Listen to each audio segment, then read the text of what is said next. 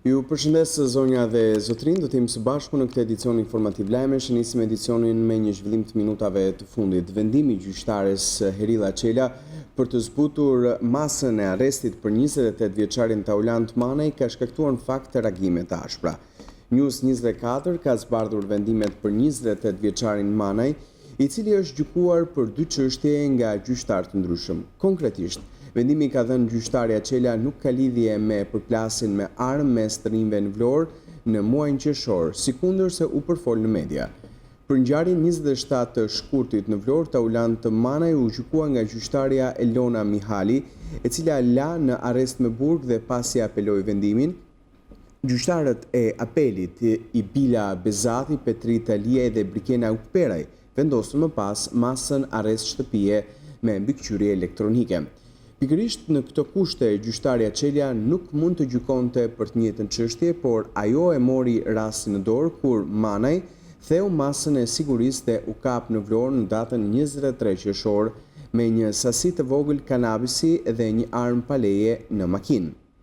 Gjyqtarja Herilla Çela vendosi masën paraprake të sigurisë arrest me burg për Manajin për akuzën armëmbajtje paleje, mbajtje të lëndëve narkotike dhe thyrje të masës së sigurisë. Por pas paraqitjes së 3 ekspertizave, rezultoi se Manaj nuk e kishte përdorur armën dhe u gjet makinë dhe sasia e kanabisit ishte shumë e vogël, vetëm 0.9 gram.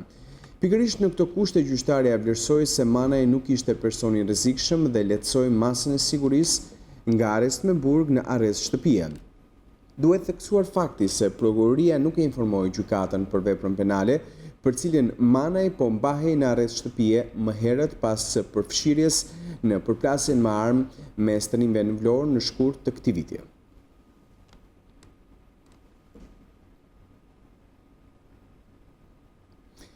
Një ditë më parë, Ministria e Drejtësisë kërkoi shkarkimin e gjyqtares Çela lidhur me vendimin për Taulant Manaj. Numri 2 i Ministrisë së Drejtësisë tha se pas vettingut nis procesi i ndëshkimit për të gjithë gjyqtarët dhe prokurorët e korruptuar.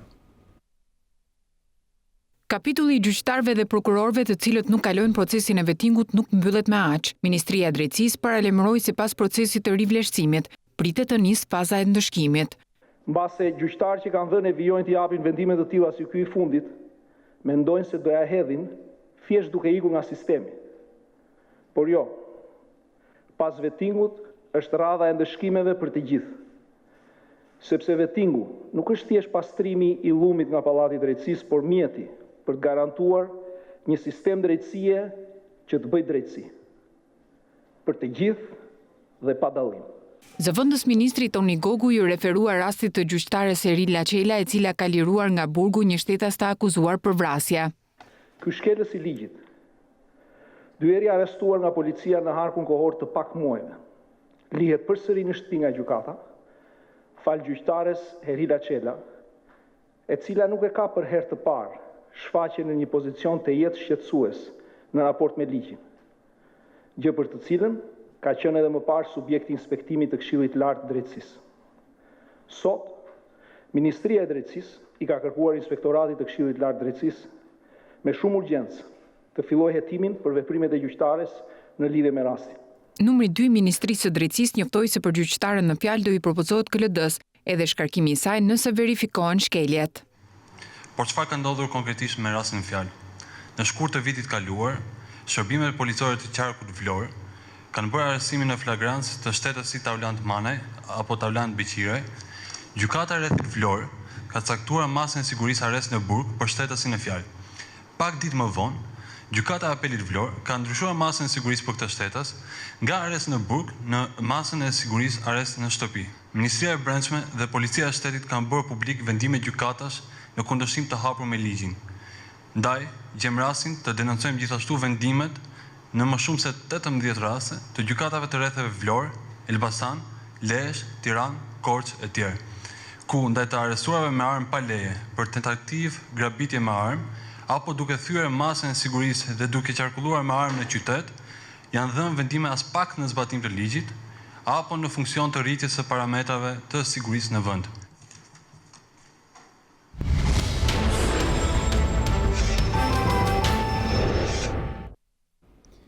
Presidenti i Kosovës tha që nuk lëviz nga qëndrimi i tij për korrigjimin e kufijve, duke vlerësuar se diçka e tillë sjell mundësi të reja dhe jo frikë. Ai tha se politika duhet të respektojë kushtetutën, por edhe kërkesat e qytetarëve të Preshevës, Medvegjës dhe Bujanovcit.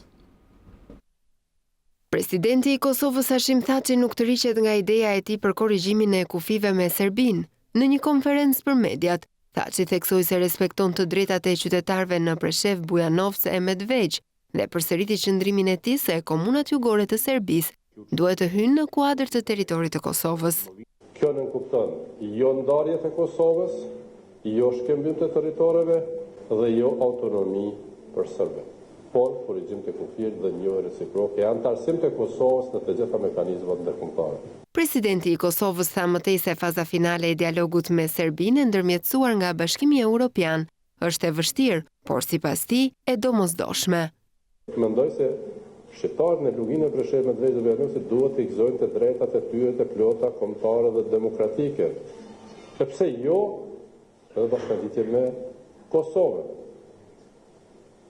Kjo nuk sjell frikë, përkundrazi sjell mundësi të reja.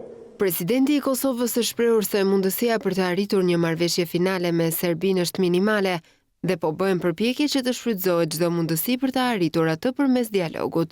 Thaçi shtoi se të gjitha marrëveshjet do të zbatohen, duke përfshirë edhe atë të themelimit të asociacionit të komunave me shumicë serbe. Ai theksoi se asociacioni do të themelohet duke respektuar marrëveshjen e Brukselit, kushtetutën dhe ligjet e Kosovës. Kryeministri i Kosovës Ramush Haradinaj ripërsëriti pranë qëndrimin e tij për kufijtë e Kosovës se nuk do ndryshojnë, por e kurseu përdorimin e fjalës luftë. Haradinaj i bëri deklaratat nga qyteti i Vlorës ku ndodhej për një vizitë. Diskutimi i temës së ndryshimit të kufive Kosovë-Serbi është i papranueshëm. Ato nuk duhet të preken. Ky është qëndrimi stoik dhe i përsërituri i kryeministrit të Kosovës Ramush Haradinaj, i cili ndërhyn për herë të dytë në debatin e nxehtë rreth mundësisë së rishikimit të kufive. Haradinaj moderoi disi deklaratat e bëra më herët se kufit mund të ndryshohen vetëm me luftë. Nga qyteti i flamurit, kryeministri i Kosovës u shpreh se kufit janë vendosur si rezultat i luftrave të përgjakshme në Ballkan dhe si të tilla nuk mund të lëvizin me fjalë. Sot ndoshta do të jem më i kujdesshëm në prononcimin tim. Për fat keq popujve të Ballkanit, luftat kanë qenë tragjike në kalumen. Edhe realiteti sotëm është krejtësisht rezultati atyre i epilogjeve të këtyre luftrave. Ne duhet të konsolidojmë të arriturat tona, pra Shqipëria, Kosova, e kudo që jem shqiptar, por hapja temave ose temës kufive është e papranueshme për mua. A jeni pro me këtë deklarim të presidentit? Ajo që jam pro është që me 1 janar të hekim doganën mes Kosovës dhe Shqipërisë. Me qëllim po e devijoj pyetjen e juaj. Ajo është një retorik politike. Beogradi bën një retorik, Prishtina bën është një kundër retorik, kundër përgjigje. Në fund kufit ju e dini nuk lëvizhen me fjalë. Ne fatmirësisht jetojmë në demokraci dhe mund të deklarohemi për gjitha temat, po ju them edhe një herë e dim gjithë kufit janë vendos rezultati i ndarjes së epilogjeve të luftrave. Pra, nuk do të prekim kufit. Kryeministri i Kosovës gjatë vizitës në qytetin e Vlorës, pas takimit që zhvilloi me kryebashkiakun, vendosi kurora me lule në varrin e Ismail Qemalit dhe u ndal në Muzeun e Pavarësisë. Në mes të debatit të çelur për të ashtuqueturin korrigjim kufijve Kosovë-Serbi, Departamenti Amerikan i Shtetit u bëri thirrje Kosovës dhe Serbisë që të shmangin retorikën negative dhe të punojnë së bashku për një marrëveshje që do të sigurojë qëndrueshmëri për të dyja vendet dhe rajonin. Departamenti Amerikan i Shtetit i bën thirrje Kosovës dhe Serbisë të shmangin retorikën negative dhe të punojnë së bashku për një marrëveshje që siguron stabilitet për të dyja vendet dhe rajonin. Dashë shprehur për zërin e Amerikës se politika e administratës Trump është e qartë, thelbi i çdo marrëveshjeje për normalizimin e marrëdhënieve mes Kosovës dhe Serbisë duhet të vijë nga vetë palët. Ne do të vazhdojmë të mbështesim të dyja palët dhe Bashkimin Evropian si lehtësues. Kosova dhe Serbia duhet të arrijnë një marrëveshje që të jetë e zbatueshme dhe nuk krijon paqëndrueshmëri në asnjërin vend apo në rajon. Kjo do të kërkojë largpamësi dhe elasticitet nga dy anët. Ne inkurajojmë palët që të marrin pronësinë e plotë të procesit, të ulin retorikën negative dhe të punojnë së bashku në mënyrë konstruktive. Ditët e fundit janë shtuar idetë e hedhura nga të dyja palët për ndarjen toksore të Kosovës, shkëmbimin e territoreve apo korrigjimin e kufirit, në kuadër të procesit të normalizimit të marrëdhënieve mes Kosovës dhe Serbisë. Bisedimet pritet të rifillojnë në shtator dhe duhet të sjellin një marrëveshje gjithëpërfshirëse detyruese ligjore për normalizimin e marrëdhënieve mes Kosovës dhe Serbisë, e cila vazhdon të kundërshtojë pavarësinë e Kosovës. Marrëveshja është kusht për të dyja palët që të përparojnë në rrugën e tyre drejt integrimit në Bashkimin Evropian. Në analizën e bërë në rubrikën Opinion në News24 mbi ndryshimin e kufive të Kosovës, publicisti besnik Mustafaj e konsideron situatën si enigmatike. Duke folur për akuzat që presidenti i Kosovës tha që lëshoi mbi ish-presidentin Sali Berisha, Mustafaj shprehet se asnjë raport i ndërkombëtarëve i asaj kohe nuk ka përmendur strehimin në Shqipëri të Bin Laden. Mustafaj zbuloi vetëm një fakt interesant që Berisha nuk ushqente simpati për Thaçin. Mua nuk më duken gjërat kaq thjeshta, megjithatë është një situatë plot me enigma. Mos më detyroni të dukem sikur po mbroj Berishën. Unë i detyrohem të citoj këtu vetëm burimet zyrtare të strukturave të ngarkuara nga komuniteti ndërkombëtar për të monitoruar embargon. Dhe këto raporte janë përgjithsisht vlerësuese për punën që është bërë në këtë drejtim. Asnjë shtet me përjashtim të Beogradit nuk thot që Bin Laden ka kalu në për Shqipëri apo është strehuar. Ky ka qenë, thashë them, shtypi i gjatë i përhapur. Ka vetëm një deklarat në një moment nervozizmi të kohës Miloševićit, 97, ku akuzohet Shqipëria se ka strehu për një kohë Bin Ladenin. Unë i kam taku edhe Thaçin shumë herë. Thaçi mua vetë s'm ka thënë kur që jam arrestuar në Shqipëri. Pra unë nuk kam fakte, nuk e them as po, as jo. Unë mund t'ju them me siguri të plot që Berisha nuk ushqente simpati individualisht për Thaçin. Këte po e them konfidenciale. Politika shqiptare të gjej gjuhën e përbashkët pasi ne nuk mund të menaxhojmë çdo mosmarrveshje brenda vendit, kështu deklaron raportuesi për Shqipërinë në Bashkimin Evropian, duke i referuar mosmarrveshjeve për ndryshimet ligjore për shkollën e magjistraturës. Raportuesi për Shqipërinë në Parlamentin Evropian Knut Fleckenstein përsëriti thirrjen për politikën shqiptare që të gjej gjuhën e dialogut. Në një intervistë për Gazeta Shqiptare, Fleckenstein shprehu keqardhje sa i përket të mosdakordësisë për ndryshimet ligjore, për rekrutimin e gjyqtarëve dhe prokurorëve në shkollën e magjistraturës. Ne nuk do të mikromenaxhojmë çdo çështje të mosmarrveshjeve brenda Shqipërisë nga brenda Parlamentit Evropian. Në përgjithësi, dialogu dhe bashkëpunimi ndërmjet qeverisë dhe opozitës është i rëndësishëm për përparimin e reforma dhe përmirësimin e kushteve të jetesës së shqiptarëve të zakonshëm. Nëse ka pasur parregullsi, unë jam i sigurt se opozita do të gjejë mënyrën e duhur për të kërkuar rekurs. Sa i përket procesit të vettingut, Fleckenstein shprehet se Shqipëria duhet të jetë krenare për këtë reformë shumë ambicioze. Vettingu është thelbësor për të krijuar besim në institucione dhe sundimin e ligjit. Në fund të fundit, prova përfundimtare e një reforme të suksesshme do të jenë rezultatet e arritura në sistemin e drejtësisë, duke përfshirë edhe ndjekjen penale të efektshme dhe dënimet për krimin e organizuar. Fakti që tashmë ka pasur disa shkarkime dhe dorëheqje vullnetare tregon se vettingu po funksionon. Raportuesi Fleckenstein parashikon të vinë në Tiranë para fundit të nëntorit.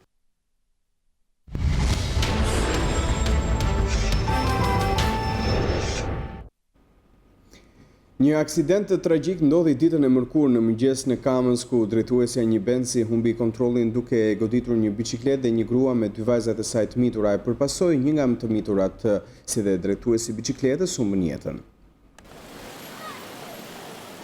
Është pikërisht ky vendi i ngjarjes ku drejtuesja e mjetit tip Mercedes-Benz Rozina Koleci shkaktoi një aksident me dy viktima. Është pikërisht këtu vendi i ngjarjes ku 29 vjeçaria fillimisht ka aksidentuar 29 vjeçarin Ramazan Nisha, i cili po este me biçikletë dhe më pas ka kaluar bordurën ndarëse të rrugës, ku ka aksidentuar zonjën Valbon Andreu dhe dy vajzat e saj, duke shkaktuar vdekjen e menjëhershme të vajzës 7 vjeçare me inicialet e N, si dhe plagosjen e vajzës tjetër 6 vjeçare po me inicialet e N. Aksidenti i rënd ndodhi rreth orës 8:40 minuta në aksin kombëtar kthesa e Kamzës Fushkruj. Rozina Koleci po vinte me mjetin e saj nga Tirana dhe po este në drejtim të urës së institutit të Kamzës. Sapo ka kaluar kryqëzimin e ka humbur kontrollin e mjetit duke goditur fillimisht Ramazan Ishën që po udhëtonte me biçikletë, i cili pak minuta më vonë humbi jetën. Më pas mjeti tip C-klas ka hipur në bordurën ndarëse të rrugës, ku ka goditur Valbona Andreun dhe 2 vajzat e saj të mitura.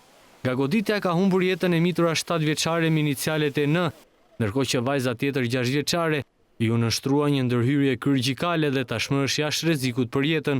Nëna e vajzave Valbona Andreu ka marrë dëmtime por është jashtë rrezikut për jetën, dëmtime të vogla në fytyrë, mori dhe drejtuesja e mjetit Rozina Koleci.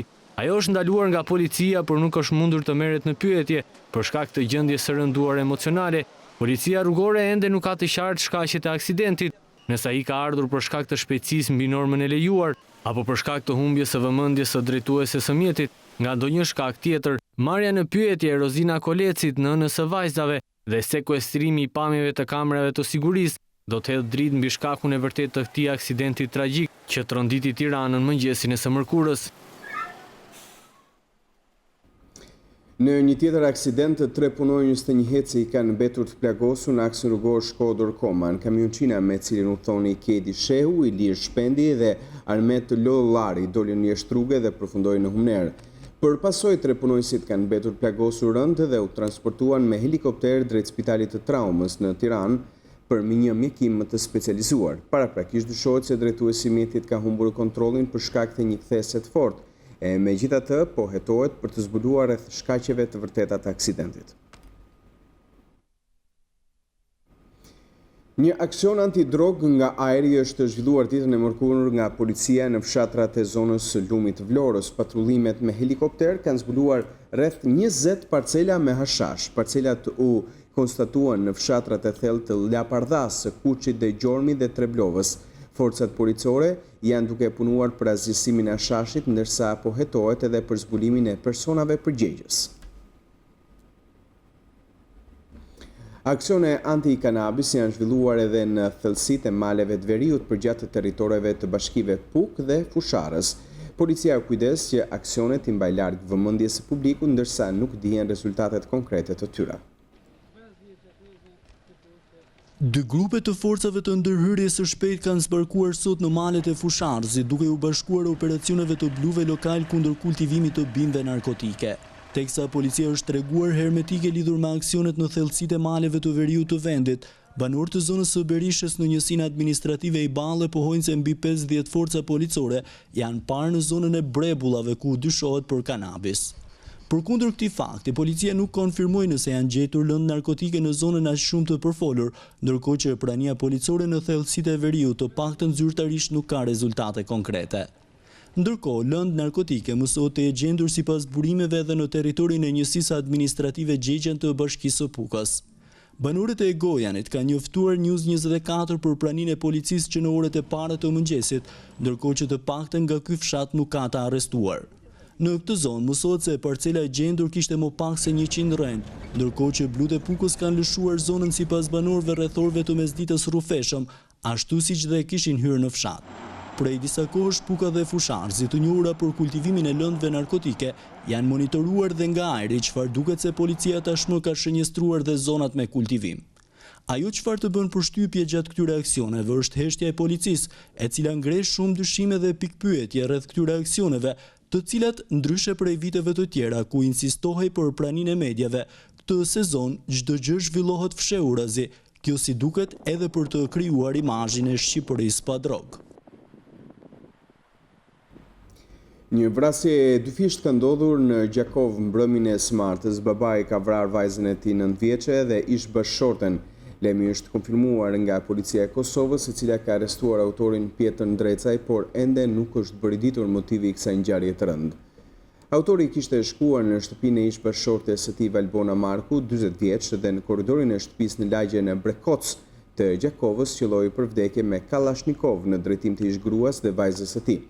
Raportohet se ish bashkëshortja e autorit me origjinë nga Tropoja po jetonte në Kosovë me fëmijët e saj pasi kishte ardhur nga Shqipëria që në kohën e pas luftës. Përpara se të ndodhte vrasja, Pietri kishte dërguar një mesazh kërcënues Valbonës ku i shprehte se do ta gjente. Valbona kishte njoftuar për mesazhin policinë por sapo policia kishte shkuar të gjente autorin, ai kishte vrarë ndërkohë edhe Valbonën dhe vajzën. Mësues se çifti Pjetër Ndrecaj dhe Valbona Marku kanë 5 fëmijë së bashku.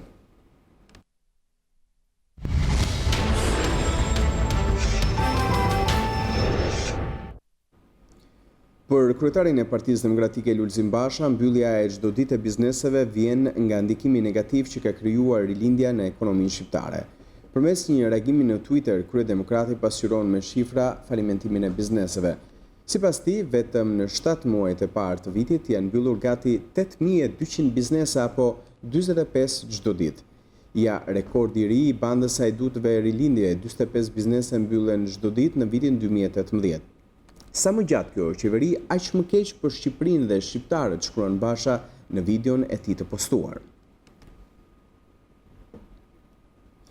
Opozita ka reaguar ndaj aktit normativ të buxhetit të shtetit. Nënkryetaria e Komisionit Ekonomisë Jorida Tabaku u shpreh se për vitin aktual në arkën e shtetit mungojnë $75 milion si pasojë e mosmbledhjes së taksave dhe mbylljes së bizneseve. Demokratët kanë vijuar sulmet në adresë të qeverisë lidhur me mosmbledhjen e taksave dhe aktin normativ. Nënkryetaria e Komisionit e Ekonomisë Jorida Tabaku thotë se akti normativ është një arnim i radhës që i bën qeveria e ekonomisë dhe se llogariten $75 milion më pak në arkën e shtetit. Ditët e para të gushtit qeveria ka firmosur një akt normativ, duke treguar se sa e vështirë ka qenë ecuria ekonomike për bizneset dhe për konsumatorët nga njëra anë, por nga ana tjetër dhe për gjithë qytetarët e thjeshtë të këtij vendi. Sado që qeveria të përpiqet që të mbulojë dështimin ekonomik, sado që të përpiqen të përdorin raporte ndërkombëtare të shkruara e zeza mbi të bardhë që tregojnë dështimin e qeverisë, e vërteta në shifra sigurisht që është ndryshe. E vërteta është që për 6 muajt e parë të vitit buxhetit të shtetit i mungojnë $75 milion. $75 milion që tregojnë rritjen e informalitetit nga njëra anë, por nga ana tjetër që tregojnë dhe faktin që bizneset sot janë duke përjetuar vështirësi. Performanca e dobët fiskale, thot opozita, është një nga arsyet që edhe në aktin normativ, zëri pagave dhe pensioneve nuk gjen reflektim në buxhetin e vitit 2018. Nuk do të ketë rritje pagash për punojësit e administratës publike. 80.000 punojësit e administratës publike që me zor prishin rritjen e pagave, me ato 2, 3 apo 4% rritjen e pritshme këtyre, fondi është anulluar nga qeveria Rama me një të rënë të lapsi, $10 milion më pak. Dhe ku kanë shkuar të $10 milion? Kanë shkuar për reduktimin e deficitit të borxhit publik? Jo. Kanë shkuar eksaktësisht për të rritur me të njëjtën masë me $10 milion shpenzimet operative të qeverisë.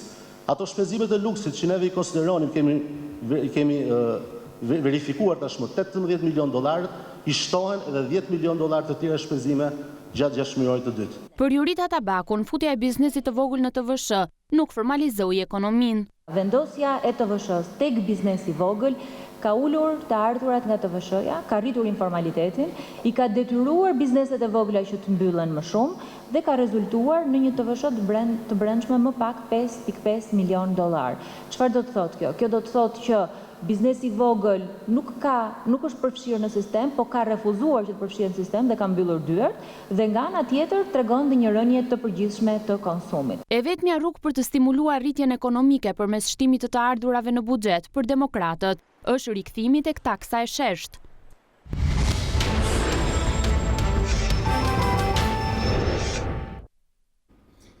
Ndërsa temperaturat e larta kanë kapur majët, mjekët infeksionistë bëjnë apel popullatës që të tregojë kujdes maksimal në konsumimin e kubetëve të akullit që bashkëshoqërojnë në fakt të shpesh pijet freskuese, pasi dyshohet se kanë lidhje me shtimin e rasteve të hepatitit A që njihet edhe si sëmundja e verdhësës, por më shqetësuese gjatë kësaj periudhe për mjekun Tritan Kalo janë rastet e kontaminimit nga qumshti, kryesisht ai që përdoret në lokale gjatë përgatitjes së macchiatos. Qytetarët e Tiranës për vitesh e blejnë ujin e pishëm, pasi nuk i zën besë ujit të rubinetit. Unë për vetën time me blej ujit, megjithëse është një barë e rëndë për mua që e blej, sepse jam pensionist. Por kur vjen puna në lokale, konsumojnë pije që shërbehen me kubeta akulli. pa u menduar 2 herë se akulli mund të ketë në bazë pikërisht ujin e shumë diskutuar të rubinetit. Nganjëherë. Herë po, herë jo. Jo, me thonë drejtën, sepse thonë që janë me goxha toksikuara. I konsumoj më nga halli më vëllëdare, po të një skandal i vërtet. Me të veçar uji, s'ka kontrol, s'ka gjë. Kam djerë shije, erë kam djerë shumë shpejt, edhe djerë kam djerë, edhe djerë. S'keni provuar në njërë ta hiqni ta pini pa ujë, apo? Po nuk pijet bre, nuk pijet kafja. Bile ne kritikojmë dhe ato lokale që të shërben kafe ai, pa një gotë ujë. Në qoftë se bashkia do që ta ndihmoj popullin, duhet ta bëj ujë sa më të pastër, sepse një filtër i përbashkët kolektiv në lagje në qytet kushton shumë herë më pak se sa mira filtra që mund të vendosen nëpër shtëpia. Prandaj bashkia duhet ta marrë përsipër këtë, sepse merr dhe taksat. Eksperienca pak të mirë me kubetet e akullit duket se kanë provuar edhe turistët që kanë vizituar Shqipërinë. In verità non vorrei, però sì. Në të vërtet nuk dua, por po, i konsumoj. Këtu në Shqipëri, kubetet e akullit kanë një shije të çuditshme mbi të gjitha. Non sapendolo, uno ovviamente la prende, quindi Nëse dikush nuk e ka informacionin e duhur, normalisht që i konsumon, pra nuk i dihet. Por shija ndihet dukshëm që është ndryshe. Në Itali nuk ndodh shpesh të provojmë shije të ngjashme të kubetëve të akullt. Kjo pasi gjërat janë më të kontrolluara. più controllate le cose. 2 ditë më parë ishin mjekët e shërbimit infektiv që dhanë alarmin për shtimin e rasteve me hepatitin A, çka sipas bluzave të bardha mendohet se ka origjinën tek uji që përdorin lokalet për të krijuar artificialisht akull përmes makinave ngrirëse. Por për profesor Dr. Kalo, mjek infeksionist në urgjencën e infektivit në QSUT, hepatiti A që njihet dhe si sëmundja e verzës është problemi më i vogël që mund t'i vijë organizmit nga konsumimi i ujit të ndotur. Hepatiti A është i barabartë me një nga format më të thjeshta të çdo sëmundje infektive që përhapet. Është një infeksion që përhapet në mënyrën më banale të mundshme dhe rrisqet, po mos jesh në një fëmijë i vogël, janë pothuajse të zjarë. Pra, nuk duhet bërë zhurmë për këtë që ka një risk minimal shëndetësor. Uji i kontaminuar, që ka ngarkesë bakteriale, siç është dhe uji i detit që ka ngarkesë bakteriale, nuk ka vetëm viruse brenda. Ka Escherichia coli, ka salmonella, ka parazit si lamblia, ka të gjitha. Pa risku nuk është vetëm për virusin e hepatitit A, për çdo virus ose çdo baktere, çdo parazit që mund të përhapet në rrugë, ne i themi fekalorale, për nëpërmjet rrugës orale. Nëse nuk janë të sigurt në vendin ku shkojnë që pinë një kafe, mos ta konsumojnë atë ujë. Mos ta konsumojnë atë akull. Nëse përgatitet i rreth nga rrjeti i ujit, pa kaluar nëpërmjet sistemit filtrimit, risku është i madh. Dhe këtë për detyrë e ka Inspektoriati i Lartë i Shëndetësisë pranë Ministrisë. Bazuar në eksperiencën e gjatë si mjek infeksionist në spitalin më të madh në vend, Dr. Kalo arrin në konkluzionin se më shumë rrezik mbar qumshti i macchiato se sa kubeti i akullit, fakt për të cilin flitet pak në media. Neve kemi hallin vetëm ke kubet akullit, po nuk pyesim njerëzit pinë macchiato. Si rregull, nëse kutia e qumshit hapet, brenda 2 orëve e kutia e qumshit duhet të konsumuar, sepse ai qumshi brenda kontaminohet. Dhe ne na vin pa hesap të smur që përdorin kafe macchiato. Pse?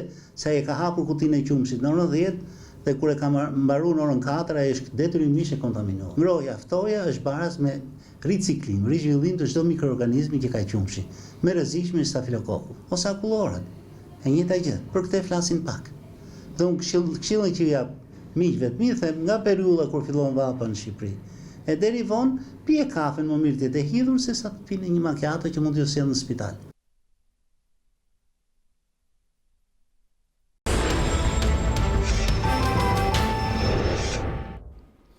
Argëtim, muzikë, gatime tradicionale dhe sigurisht mbretëresha e mbrëmjes Bira Korça është kjo atmosfera e natës së parë të festës në qytetin juglindor, ku vizitorët të shumt shijuan birrën e parë shqiptare, që këtë vit kremton 90 vjetorin e prodhimit të saj.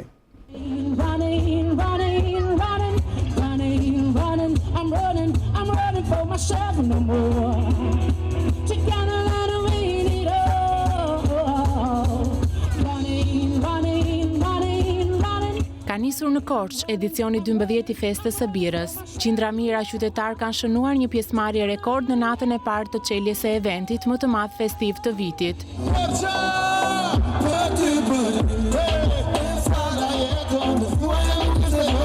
Ky Ky edicion i festës së birës përkon edhe me 90 vjetorin e birës së parë shqiptare, asaj me emrin Korça. Atmosfera është ndezur që në natën e parë me ngjitje në skenë të këngëtarëve dhe grupeve të ftuar. Mbrëm performuan për publikun Alban Skënderaj, Marcela Çibukaj, grupi Na, Urban Band dhe Julieta Sheremeni. Në tingujt e muzikës, qytetarë të Korçës dhe turistë nga e gjithë Shqipëria, por edhe nga jashtë saj, kanë shijuar birën e freskët Korça si dhe gatime tradicionale. Në dy zonat e qytetit ku po zhvillohet festa e birës, janë vendosur 13 stenda të birës Korça, si dhe një bira bajk, të cilat ofrojnë birë të freskët me krikëll, birë një cilësie të lartë që preferohet edhe nga turistët e huaj që vijnë për herë të parë në Shqipëri.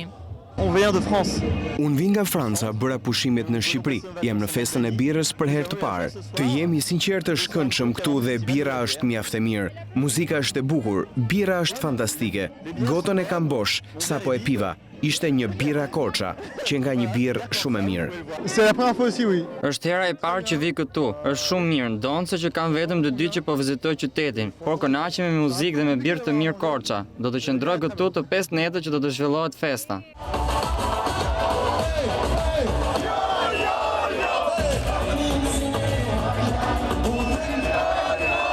Festa e cila do të zgjas për 5 net zhvillohet njëkohësisht në 2 pole të qytetit, pranë stadiumit Skënderbeu dhe tek pazari i vjetër i Korçës.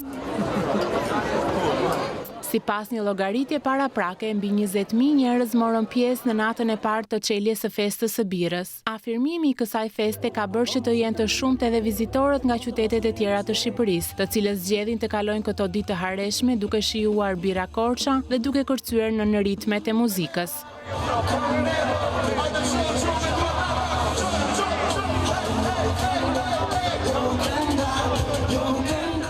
Mirë mrekulli. Nga Korça jemi neve. Po besoj se po. Bira Korça si gjithmonë. Bira Korça. Era parë që vi u kënoqa shumë, është shumë familjare, shumë perfekt. Çdo gjë perfekte. E Durrës jam Korça birë. Festa e birës është që 1928. Edhe mbar rekord bira Korça, edhe festojmë çdo vit, edhe 3 javën tu jemi. Dhe jemi shumë të kënaqur. Janë të dyja, edhe bira dhe muzika, edhe kënaqemi. Gëzuar masi për gjithë, u kënaqe me këtë birë këtu mrekulli e gjallë. Unë vi nga Italia, nga Sheaku, po kënaqem çdo vit. Çdo vit do vi patjetër. Mrekulli fare. Plotë për plotë, si që shikoni vetë, shumë mirë. Kemi ardhur çdo vit, kalojmë shumë mirë, na pëlqen, është festë e bukur, kënaqemi. Bira shumë e mirë, bira Korça, pimë, vetëm bira Korça. Mjaft surpriza pritet të ketë dhe gjatë ditëve dhe netëve në vijim, kur këngëtarë dhe grupe mjaft të njohur të muzikës do të ngjiten në skenë duke elektrizuar atmosferën dhe duke ngritur adrenalinën. Check-in Korça është motoja e këtij viti. Festa sapo ka nisur dhe ju fton të bëheni dhe ju pjesë e këtij eventi plot energji dhe frym pozitive, duke burgëzuar me një bira Korça të ftohtë. Bashkia e Korçës fton shqiptarët të marrin pjesë në festë me një status plot humor në faqen e saj në Facebook. Festa e birës startoi. 2 skena, program fantastik dhe bira lum. Akoma nuk e ke vendosur të vish, ti qofsh.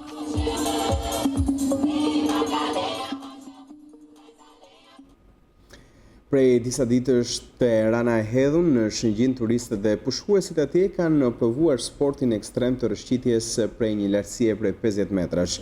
Duke përfunduar në det, realizimet e ideve të tilla në fakt synojnë të nxisin turistët për të vizituar Shëngjinin, duke i ofruar mundësi argëtimi. Për të gjithë të pasionuarit pas sporteve ekstreme, në Ranën e Hedhun në Shëngjin, u improvizua me mjete rrethanore rëshqitja prej 50 metrash. Adrenalina ishte në maksimum, ndërsa ky vend do të jetë një atraksion i shtuar për turistët. Turistë shumë dhe pushuesit kanë mundur të provojnë disa ditë argëtimi në zonën e Ranës së Hedhun. Kureshtar për të provuar këtë lloj sporti ishin shumë të rinj, por edhe grup mosha të tjera, të cilët bën rëshqitjen e çmendur nga një lartësi prej rreth 50 metra nga maja, duke përfunduar në det. Është shumë fantastike. Nuk e kem provuar laket. Unë e kam pa përretje që është bërë diçka këto dhe erdha me pa, se që është bërë këto. Gjë e bukur, është shumë e mirë. Unë thash, folë me këtë shokun e deshna, na menojmë edhe na me bërë diçka të bukur, me mujt, me pas mundësi, kena shumë qefe, shumë dëshirë me bajt i qaj për turizmin, i di qatë bukur, i di qatë tërhiekse, ma fort për fëmin. Ishte e mrekullueshme, shumë e bukur, më pëlqevi shumë. Bëra vetëm gjysmën, du të ngjitem edhe më lartë. Jam 58 vjeqe, jetoj në Selanik, edhe për pushime, një vend i mrekullueshëm, edhe në Greqi nuk ka të tilla vende. Edhe dua të ngjitem që lartë, tani do mundohem. Tash se më pëlqej jashtë, masa i bukur shumë. Nuk kisha fare frikë. Organizimi i këtij lloji sporti u bë për të promovuar turizmin e zonës për të pasionuarit pas sporteve ekstreme. Specialisti i sportit në Bashkinë Lezhë, Altin Përgjergji, bashkëpunëtor në realizimin e kësaj ideje, thotë se synimi është që t'i jepet turistëve e pushuesve një mundësi argëtimi ndryshe në Shëngjin. Ky lloj sporti, i cili po zhvillohet prej disa ditësh, zgjoi interesin e qindra pushuesve në zonën turistike të Shëngjinit.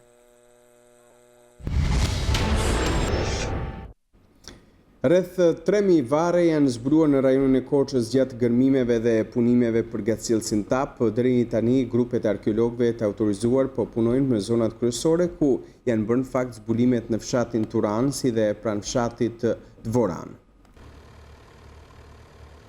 Rreth 3.000 varre që datojnë në periudha të ndryshme historike, duke nisur që nga periudha neolitike e deri në mesjetën e vonë, janë zbuluar në rajonin e Korçës. Këto zbulime janë bërë gjatë gërmimeve dhe punimeve për gatësjellsin TAP.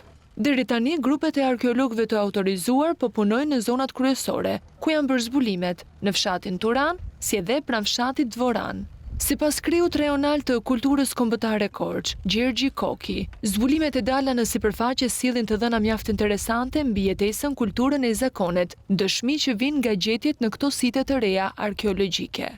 Janë 3 gjetje mjaft interesante në zonën e Turanit. Bëhet fjalë për 3 periudha të veçanta. Periudha mëshme që daton është ajo e shekullit 6 ose periudha arkaike, ku janë dokumentuar gjetje mjaft interesante të periudhës arkaike. Faza e dytë është periudha romake e vonët dhe faza e tretë, e cila është faza përfundimtare, është faza e mesitës të vonshme, pra e mesitës gati deri në shekullin e 18. Janë zbulime shumë interesante për mënyrën e rritet të veçanta se si kryhej procesioni i varimit në këto 3 periudha. Kemi një mbivendosje të një banimi neolit në këtë vend varim.